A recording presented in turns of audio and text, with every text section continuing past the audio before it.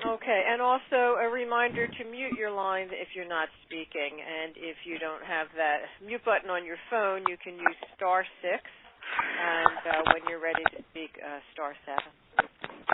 So, thank you all for getting on. Obviously, there's a lot of interest in the topics at hand, I think all of which have to do with money, so it's not surprising that we have a large crowd on today. And we'll start with the federal budget, which was approved a few weeks ago. It's not hot news, but it is news since the last phone call that we did, the last legislative briefing. It was not yet in place at that point. And, of course, in a few weeks, the President will come out with his budget proposal for FY17. So we've invited both Julie Klein from the National Alliance to End Homelessness and Ehren Dohler from the Center for Budget and Policy Priorities to give their different perspectives, and they each work in somewhat different fields, all within the housing world. Let's get started with Julie. If you would like to tell us what's in the current budget that was approved in December for homelessness and what you see coming in the next year. Sure. Thank you so much, Cindy, for that introduction. And as Cindy mentioned, that final FY 2016 spending bill passed through Congress and was signed into law shortly before the holidays. So in this bill, if you haven't heard the news, for homeless assistance, we were able to secure a $115 million increase, and that represented over a 5% increase from where we were last year, up to a $2.250 billion funding level for the McKinney-Vento Homeless Assistance Grants Program. So we were really excited about that increase, much more than we had gotten the year before, and especially considering that we typically, with our final number in the bill that comes out, land somewhere in between the initial House and Senate numbers. Surpassing both this year was really no small feat. So what will this $2.250 billion do? The Alliance estimates that this will allow for approximately $65 million in increased COC capacity to end homelessness. So within that $65 million, that will be broken down a bit. About $38 million of it will go toward identifying effective strategies to end youth homelessness. That's something that the Senate really prioritized this year and got put through into the final bill.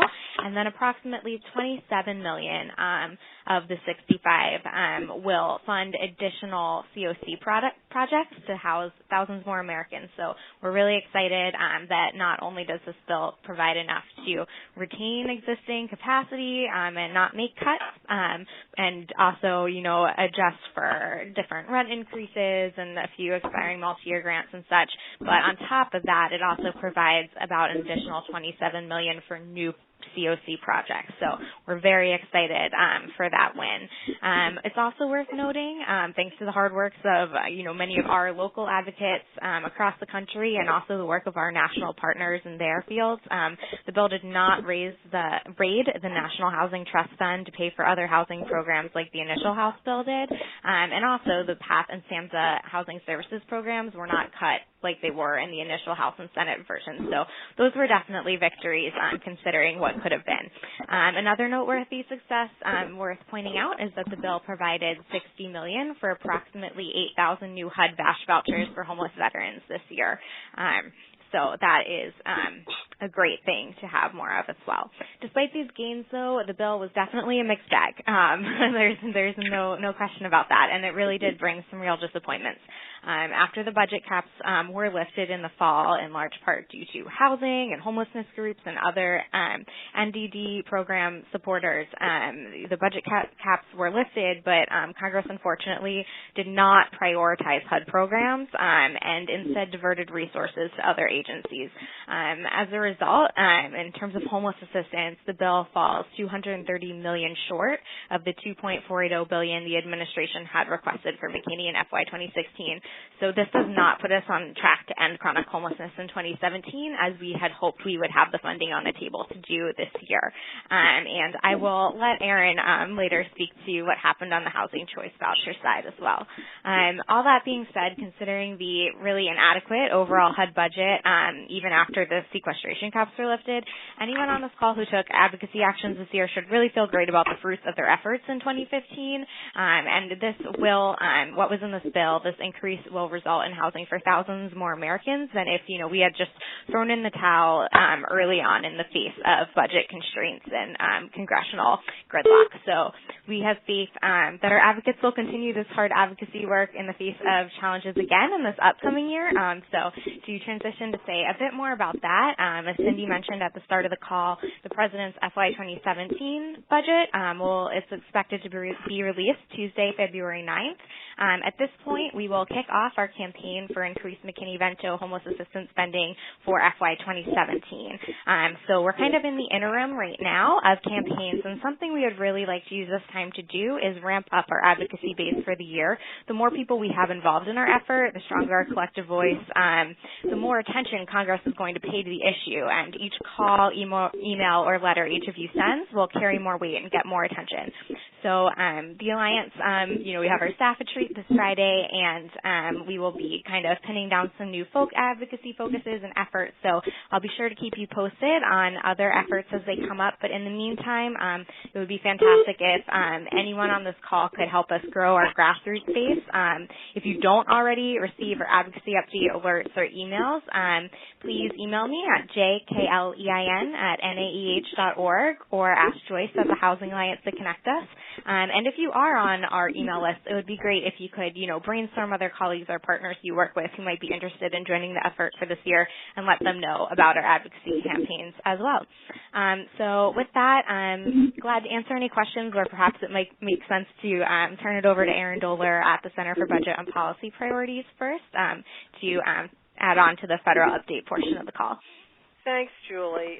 Thanks very much. And I think, yes, so we'll go straight to Ehren and to round out the picture for HUD and housing programs, housing community development programs, and then we will open it up for questions. So hang on. Thank you. Ehren? Cool. Hey, everyone.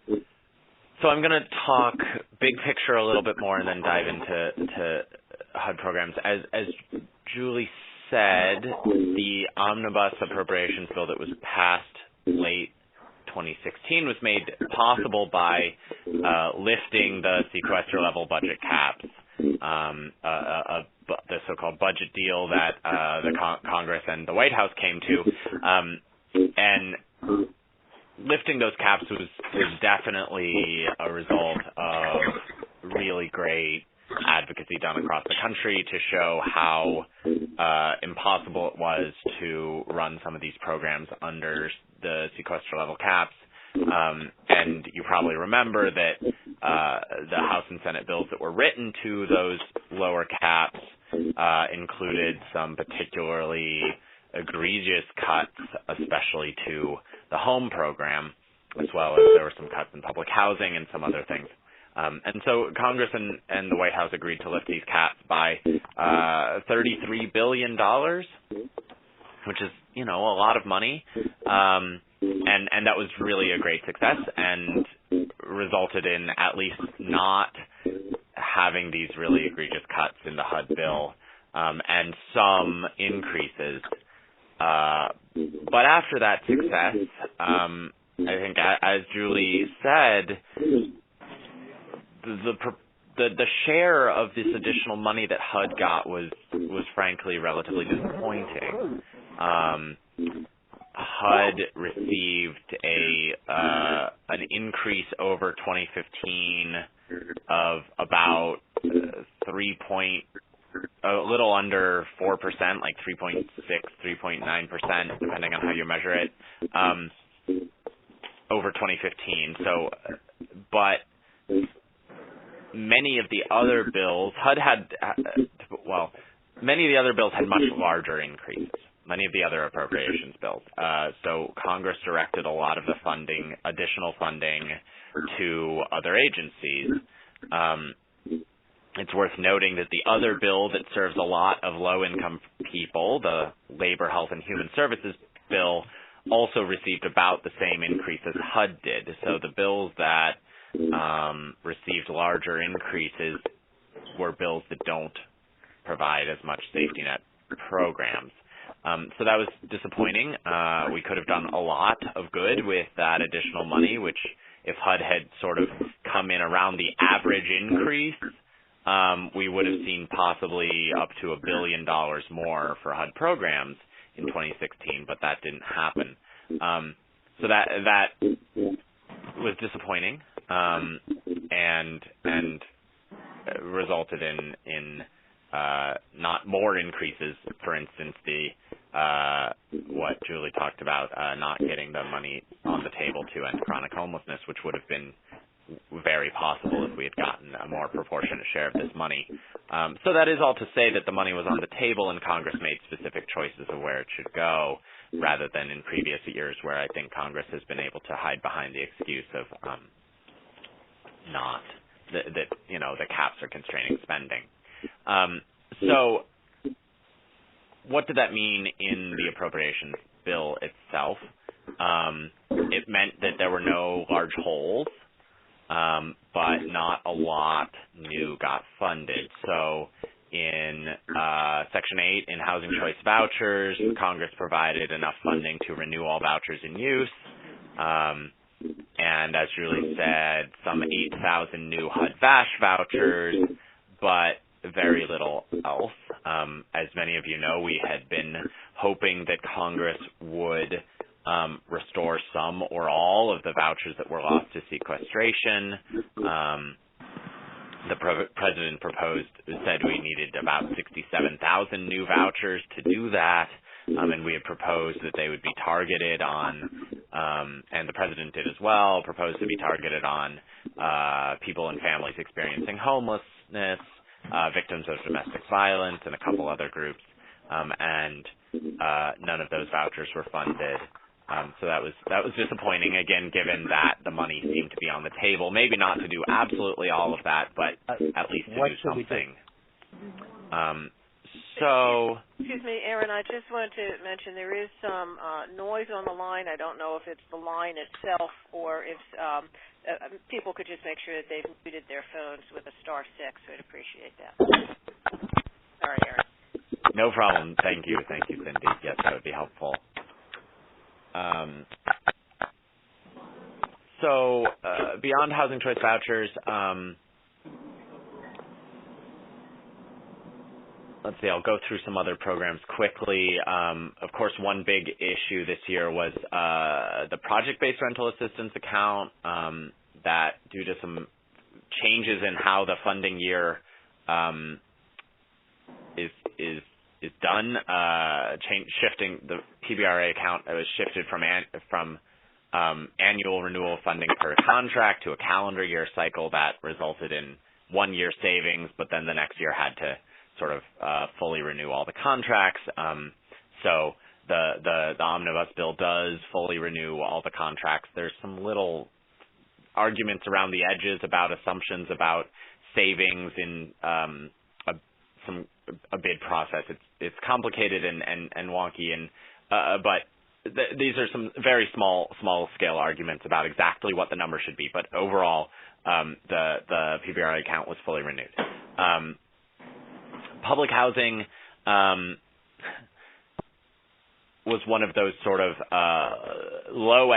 exceeding low expectations accounts, right? So the omnibus bill provides increases for both the operating and capital fund compared to 2015.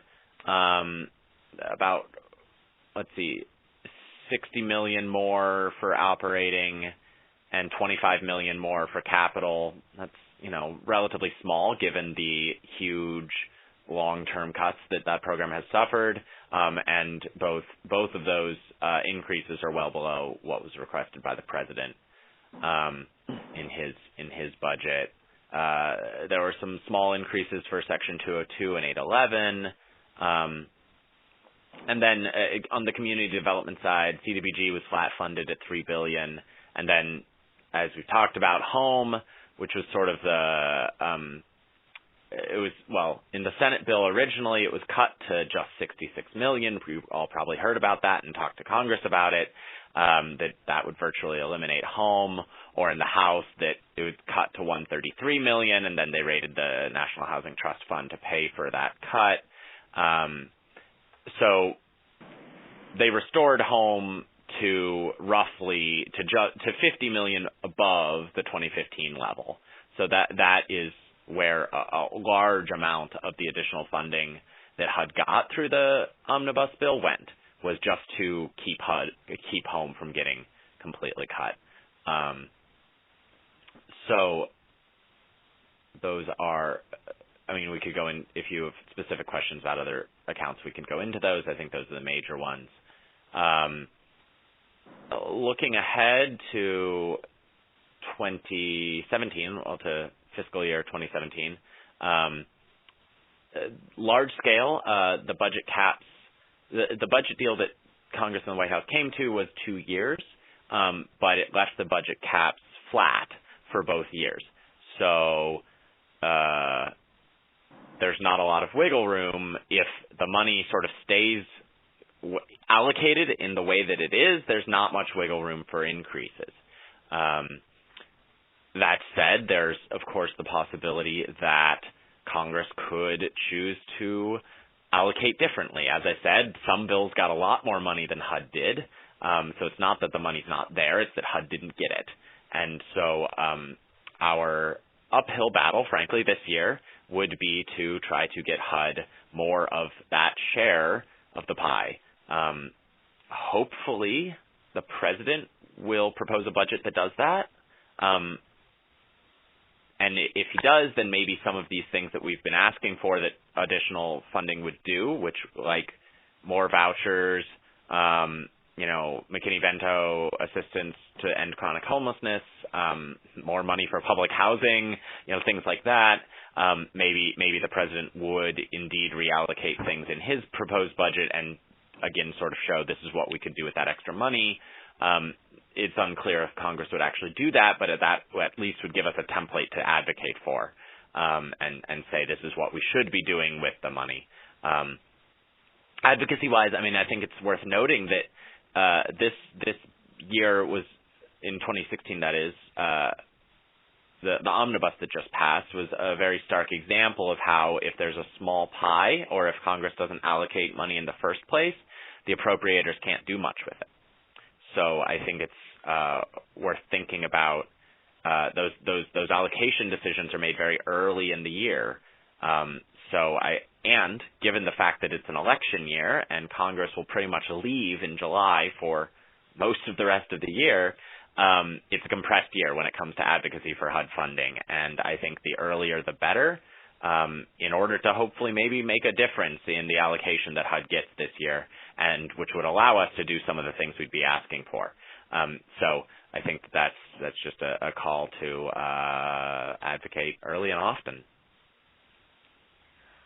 All right, I appreciate that, Ehren and Julie. We'll open the lines for questions or comments. You can *7 to unmute, or of course push the button on your phone if you did it that way.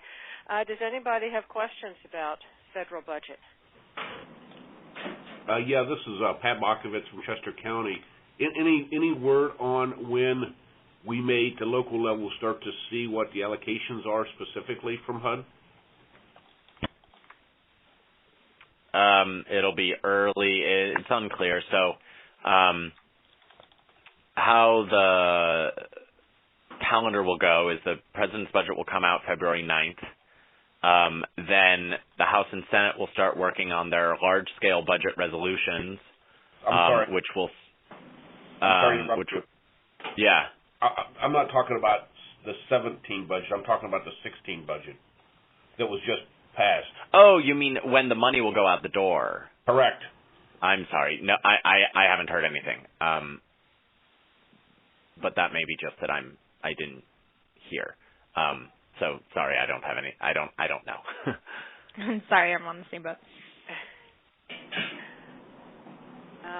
Are there other questions for Ehren? Right. I guess it's worth noting if on for public housing agencies, for instance. I mean, the bill was passed late in the year, so, you know, chances are it'll be later than one would want.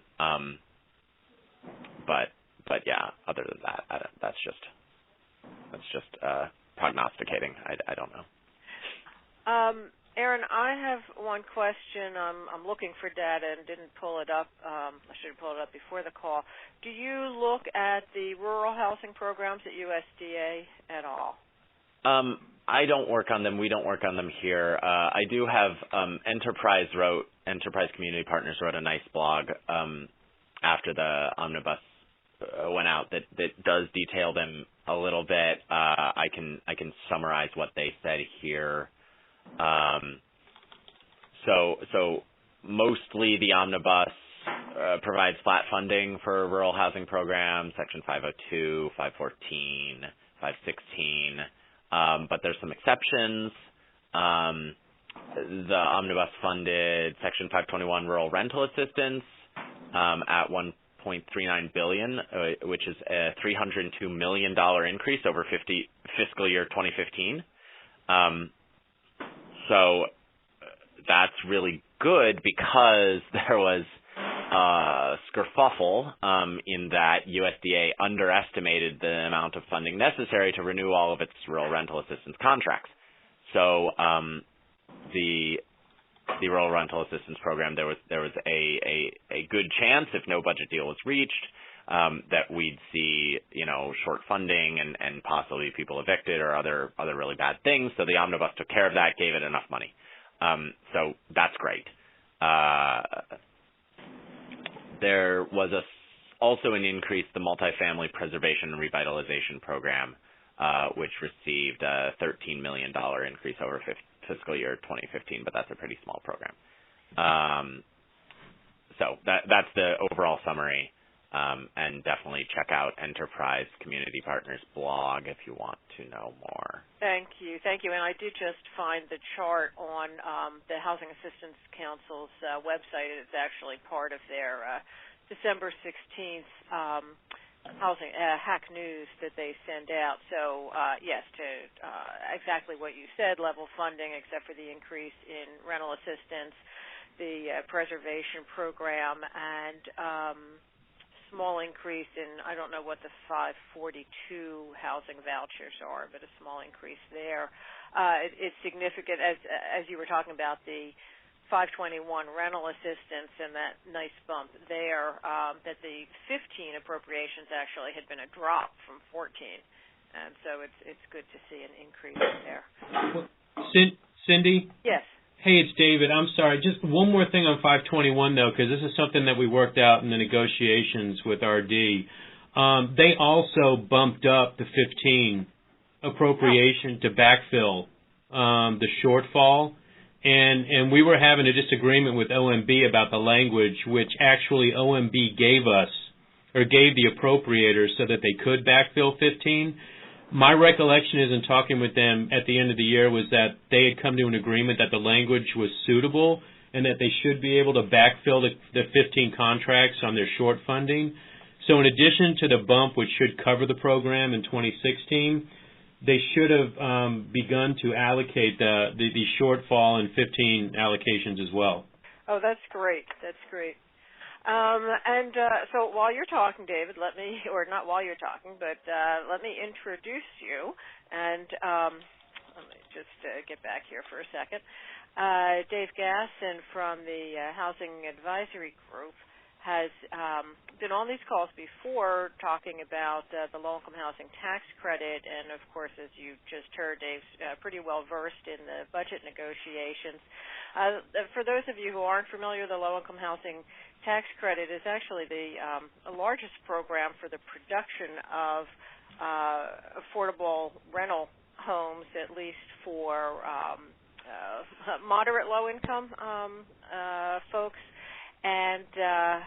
But it's not in the HUD budget because it's a tax credit program. It's actually run by the IRS. So it brings private investors into the development of affordable homes, which is a good thing. Both for-profit, non-profit developers use the program, sell the tax credits to raise money to do the development. And Dave has been working on fixing a glitch in the program, as well as securing the tax credit's future. So, Dave, do you want to fill us in on where things stand? Sure, great. And following up on Julie and Ehren, the tax credit as well saw some successes in the tax portion of the taxibus, which is what they were calling the omnibus and the tax bill at the end of the session. As Cindy said, we did get the permanent 9% fix of the low-income housing tax credit. So, and for those of us who work it, we don't call it permanent, we call it indefinite, because as soon as they do tax reform, it could all change again. So we have an indefinite fix of the 9% production credit at 9%. We were trying to get the 4% allocation credit fixed as well. We came close in that regard. We had Senate support. We had very strong House support. But for a number of reasons, some of which we're trying to address today at a meeting with Ways and Means staff in Washington, we did not get the 4% fix on the allocation credit. The bond credit was never, the 4% bond proposal was never in play, although that's very much on our agenda going forward. So it was a very happy holiday for us when the President signed that on December 18th. And going forward, all of there is a 9% fixed credit, so adding equity to those transactions, and everybody's very happy about that. And now we're already working on the agenda for this coming year. We had lunch with our House champion, Pat Tiberi, yesterday in Washington, and we are working on the agenda with him as well as with Senators Cantwell and Pat Roberts in the Senate on what we're going to be pushing. At the top of the agenda is fixing the 4% credit, both for allocations and for the bonds, as well as the larger ball and small ball proposals, one of which, and I'll just mention it, I won't go through it unless somebody has questions, would be the bond conversion proposal, which would allow states to allocate unused volume cap to 9% credits. I believe I've discussed that in previous calls. That is very much at the forefront of our agenda to increase resources for housing production, and that is something we'll be pushing this year as well. So on the tax credit side, it was a very successful year, and we are not slowing down. We're going to move forward. Speaker Ryan has already said, as well as Chairman Brady of Ways and Means, that they're going to start working on tax reform right away. They will be discussing that at the end of this week and then next week when they have their Ways and Means retreat. And so we're already meeting with staff and the industry as well to put together our tax reform proposal to make sure that the low-income housing tax credit continues, and maybe someday we will be able to say it's a permanent credit as opposed to an indefinite credit. Other things that came out of the tax bill, the military housing allowance on the tax credit was made permanent as well.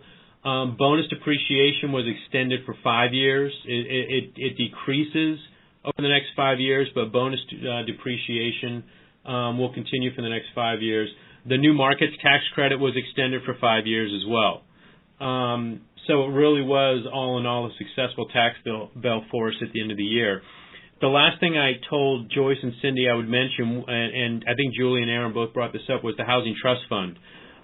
We did beat back what was a rather meager effort by some folks in the House, and misguided, I should say, to raid the Housing Trust Fund and take that money to fund the home program specifically. I had questions on the parliamentary sense as to whether or not they could actually do that, since the Housing Trust Fund is not appropriated money. But nonetheless, they made the effort, and it was beat back and never had any support for the most part in the Senate. So the Housing Trust Fund is moving forward. States should start to see those allocations towards the end of the first and possibly into the second quarter of this year.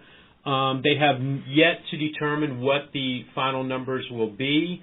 The guesstimations are that the Housing Trust Fund allocations could be anywhere from $188 million to $196 million. They still need to do the math on that. And then pending what those allocations end up being, Pennsylvania, and this is ballpark, it's not defined yet as far as I know, but Pennsylvania could get anywhere from between $3.5 to as much as $5.5 million. And it could be more. Again, it depends on what the final numbers are for Fannie and Freddie at the end of the calendar year when they come up with that math, but they will be seeing a substantial amount of money coming in from the Housing Trust Fund as well as the Capital Magnet Fund to go towards production and very low-income housing. So, again, more good news in the context of affordable housing production and the resources that we have at our disposal. And, again, we are being very aggressive in regards to going for more resources going forward. We could have a larger budget talk, which we will not bore you with, but Julie and Ehren and I can go on and on with you on the pressures on the budget, which will not be addressed until we get a new Congress and a new president. But we will continue to see these appropriated pressures going forward until they make some big decisions. And from my perspective, there is a huge showing of courage in Washington to address the things that are really crushing the budget in the long term. So without proselytizing too much, that would be my report. I appreciate that, Dave. And before I open it up again to questions, let me just mention the National Housing Trust Fund. Thank you for reporting on that. In Pennsylvania, that money will go into the State Housing Trust Fund that's administered by PHFA. PHFA is open to hearing from stakeholders as to how they would like money used, the National Housing Trust Fund money and the probably in 2017 we'll have the new realty transfer tax money that we won just a few months ago. So they are open to meeting with people, Bryce Moretsky, Brian Hudson, to hear your ideas. I mean, I know that one thing that they're considering, let me back up and say the National Housing Trust Fund money is actually restricted in its use, whereas the state money is very broad. It is almost exclusively, and I'd say in the first year, it is exclusively for extremely low-income people, that is people at or below, households at or below 30% of area median income. And it is almost all for rental housing. Only 10% could be used for home ownership. I know that one thing that PHFA is considering is subsidizing tax credit projects developments, which, as I mentioned when I was introducing Dave, don't usually reach down to the extremely low income, just because of the nature of the program and how it's set up. It's usually geared to people at around 50% of median income, rather than 30 and below. And so that is one possibility. Whether all of the money should go there is a policy question that needs to be considered. And, again, if you're interested in advocating for some of that use or getting hold of some of that money for your program, now would be a good time to reach out to PHFA. And, Joyce, if you're still on the line, I'm thinking for next month we ought to get somebody to be talking more about the details of the National Housing Trust Fund, since that money will hopefully be flowing this summer. And for those on the phone, the Housing Alliance hosts the Homeless Provider Network, and our meeting is next Thursday at 3, and we have Joseph Lindstrom from the National Low Income Housing Coalition, who's going to talk about the National Housing Trust Fund. So that's next week, and we'll have it in February as well. That's your phone call, you mean, your monthly phone call? Yep. Yeah. Great. So, once again, questions for Dave or anything else on the federal budget? Or Ehren and Julie? Star 7 to unmute. I guess I had one sort of, maybe it's more, is this Joyce from the Housing Alliance observation or maybe a question for the folks or advocates or folks who work in D.C. on these various issues. Pennsylvania, just to keep us posted when you firm up each agendas and, whatever we can do in Pennsylvania to reach out to our representatives and senators we're on board for. So I think that continually keeping us abreast of what's next and how we can stay involved would be great. Absolutely. Certainly. Sure thing. Yeah, this is Matthew Good from Hands. I do have a question regarding the 9%. Is the quote-unquote fix applicable to 2015 allocations or just moving forward? What are the dynamics of that? The 9% fix was applicable to 2015 allocations to the extent that states could fund those at 9%. Okay. So any state that had resources still available for someone who had an allocation of 9% credits, if the state could bump those up to 9%, then absolutely they could do so. Okay, thanks. And it also goes for forward-funded 16s. So if I don't know, Pennsylvania was forward-funding 16 allocations, but as long as they still have resources in the bank, those 16 allocations are 9% fixed credit. Yeah, this is Dave Locker, HCC Mid-Atlantic. Could you say a little bit more about the 4% in the bonds? I wasn't quite sure. Are they just kind of in limbo right now, or it's no changes? Could you say a little bit more about that? They are not in limbo. There were no changes. So they are still applicable to the floating rate. Okay. All right. And you're trying, what is it you're trying to change then? We are trying to get both of them fixed at 4 so that they would be treated the same as the fixed 9%. Okay. Gotcha. Okay. Anything else? Well, thank you all very much, Julie, Ehren, and Dave. We will certainly invite you back. It's always good to have you on the call. Right now I think we'll switch to some state issues. Budget. I certainly had hoped, as all of you had hoped, that by the time we had this call we would have an FY 15-16 budget. We don't. Well, we sort of do. You probably know, because I'm sure you read the papers, that before the holidays, right before Christmas, there was a budget passed, and Governor Wolf did a line item veto. The background on that is that a few days before, the Senate had passed what was generally called the agreed-to budget, and that would be agreed to between the administration and the 4 caucuses in the House, in the legislature. But apparently the membership of the Republican caucus within the House was not totally agreed to that, and it became apparent that they did not have, that the Republican leadership did not have full support of their members to move that. But the administration worked hard on getting support from enough Republicans, 20 that is, to pass it along with Democratic support. Now, we know that number count because they did a procedural move. It was not a final passage. It was a procedural move, and those 20 Republicans did vote to move the bill forward. It was scheduled for a final vote the next day, but instead the Speaker of the House decided to adjourn rather than bring the bill up for a vote.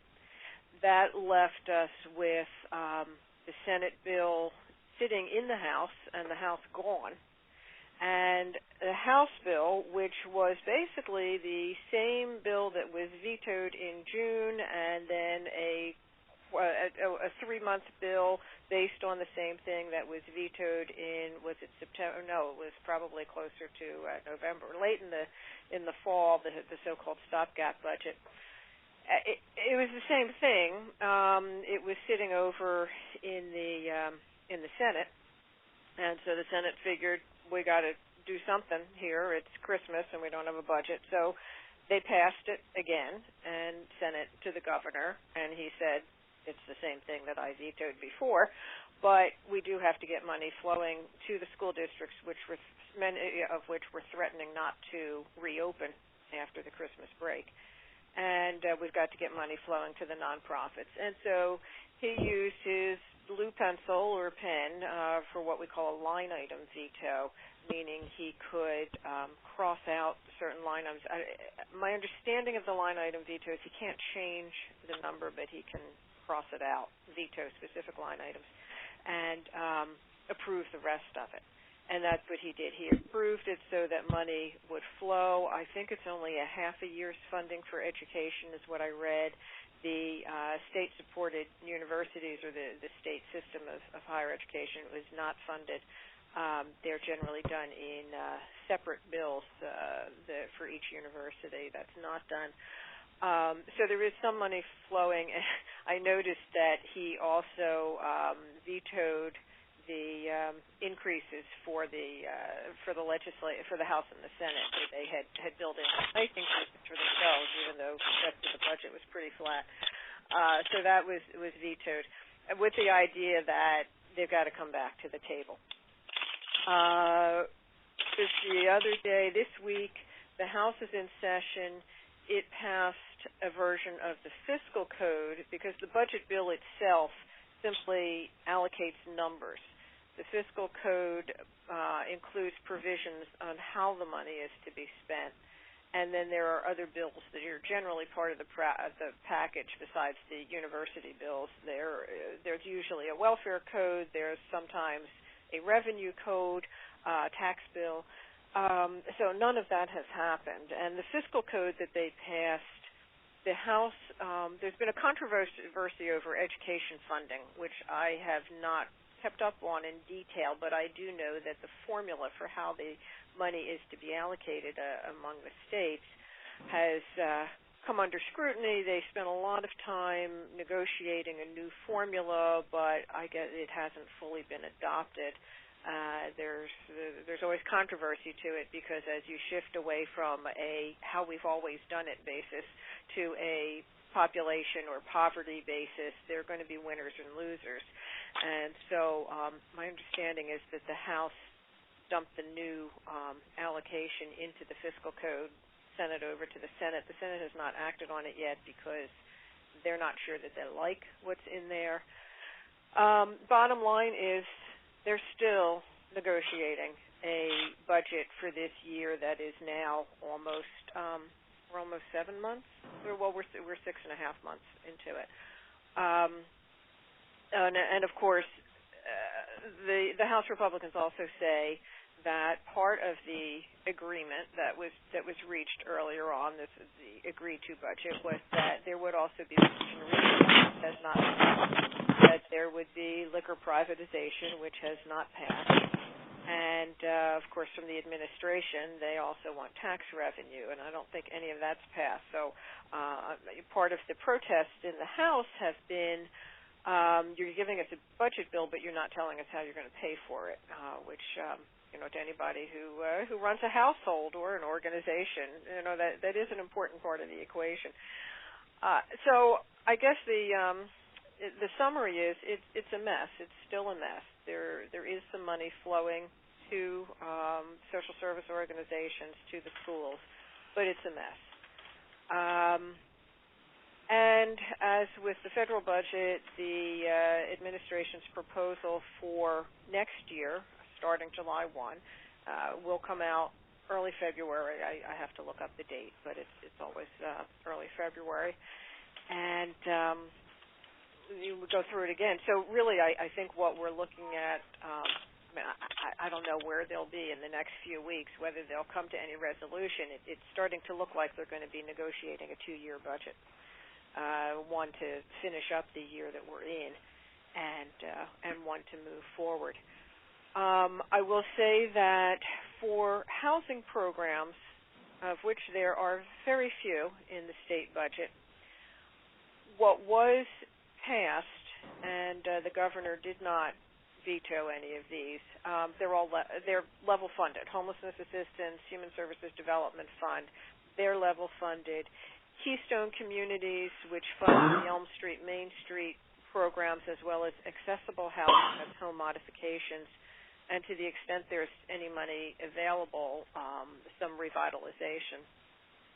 It went from a meager 6.15 was last year's number, $1 million was last year's number, to 6.3, I think. So it's basically flat. In the fiscal code, there is a designation that about $450,000 of that goes to a particular project. They're not allowed to name places. They describe them as a county of the 6th class with a population between this and that and something. So I'm not sure exactly where it's going. I haven't pinned that down yet. But at the moment, it's not going anywhere because the fiscal code hasn't been passed. So basically, flat funding for housing and community development. The budget that had been passed by the Senate included a bump up to $25 million for Keystone Communities. That's a huge increase from the $6 million. And just to refresh your memories, we fall into the habit of comparing things to the previous year. And as bad as things have been, they've sometimes gotten worse and worse. If you only look back 1 year, you don't get the full picture.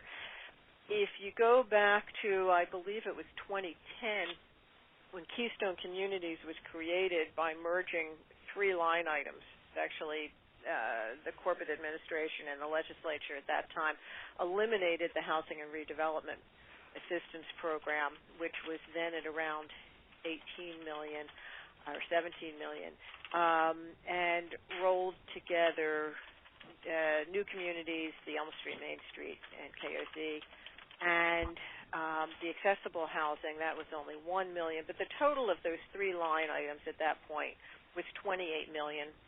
The new program, the new merged program, was $12 million.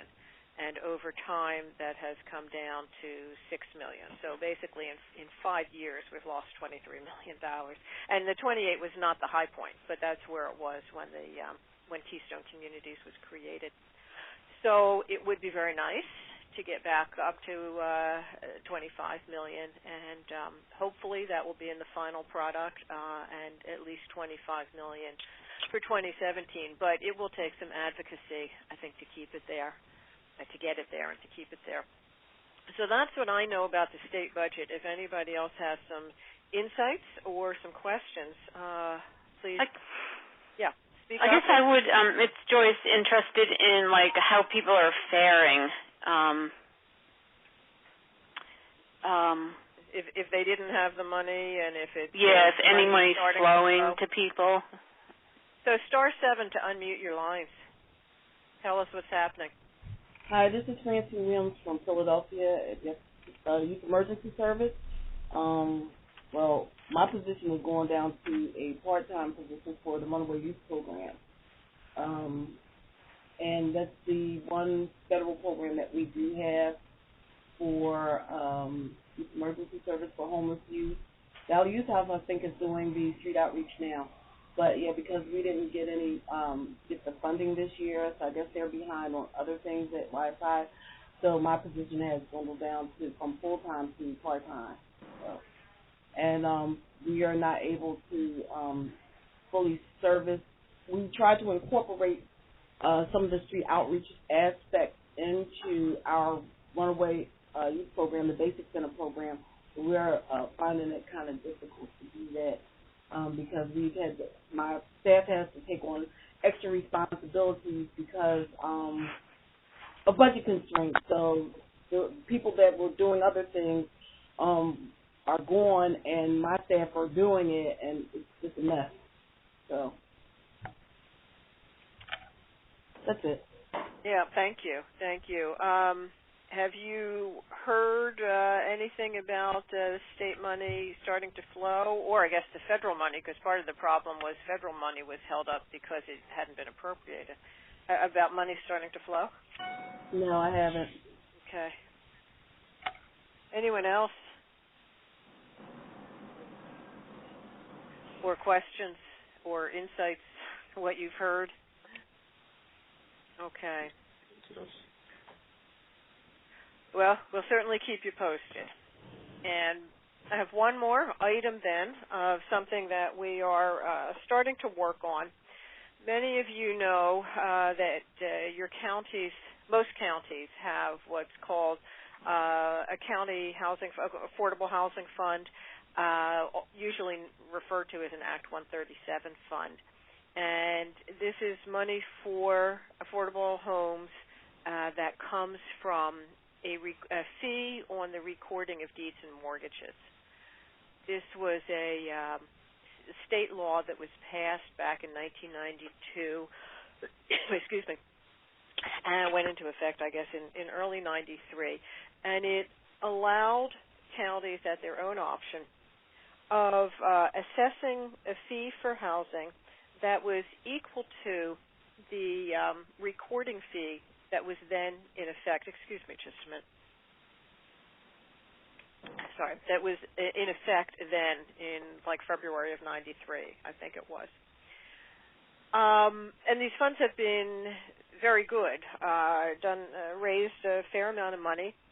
Some counties use it for home ownership, closing costs, down payment assistance. Some counties use it to support development or rehab. It can be used for anything to increase the availability of affordable homes. And it goes up to, I think it's 100% of median income. But there is that limitation of how much a county can charge. So even if the county has raised its recording fees since 1993, it can't raise the housing fund fee. Now, in Philadelphia, which, as is pretty common in state legislation, gets its own rules, the Philadelphia was added to the Act 137 process back in, I think, 2005, and then a few years later, it went back and amended that section to remove the initial date that holds down the value of the fee, the price of the fee. We would like to do that for the rest of the state, so that rather than saying 100% of the fee in effect in 1993, it just says 100% of the fee. And that would allow counties to put some more money into the housing fund, again, at the option of the county. I have talked to a few of you about this. I think there's some interest around the state. I have talked to I have a legislator in mind. I talked to him over the summer. He was very interested, but at the time we were in the midst of the Housing Trust Fund campaign, and we didn't want to take on another bill to work on the county funds at that point. But we are ready to move ahead with that now. So I wanted to let you know that that's in the offing, but also gauge interest around the state. Is that something that people would be interested in working on and that you think your commissioners might support? Because ultimately getting the statute changed doesn't help if your commissioners aren't going to utilize it. So I would like to hear what you're thinking. *7 to unmute your lines. Anybody?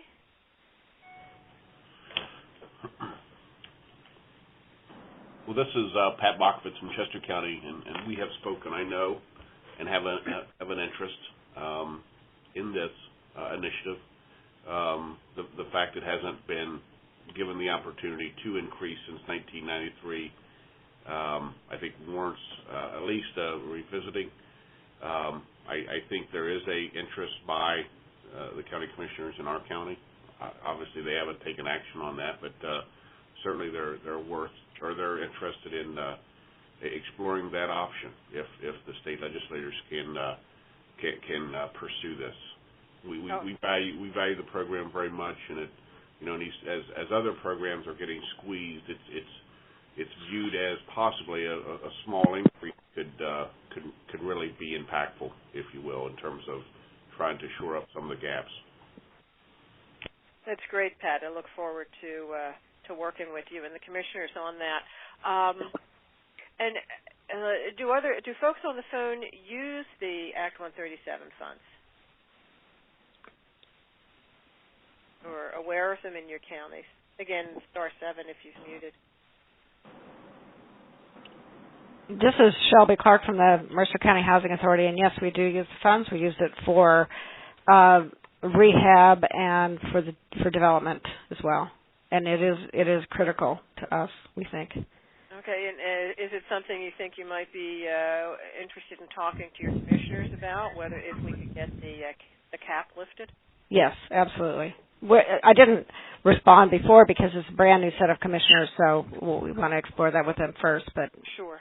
Absolutely. Okay, great.